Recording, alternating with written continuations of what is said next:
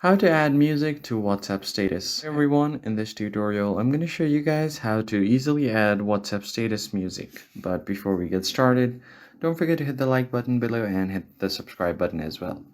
First thing you're going to do is open up your WhatsApp and head over to status.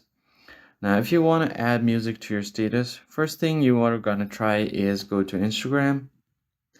And what you typically do here is just swipe right and then create any story. Now you're going to tap on music or add any video. And once you tap on music, you can just play the music and then tap on done. And then download it to your gallery. But Instagram does not allow you.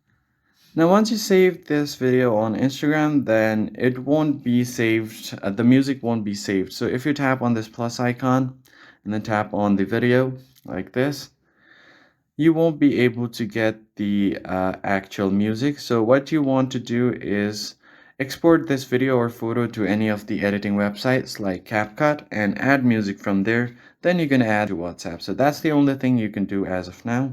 On this tutorial helpful, I'll catch you guys on the next one.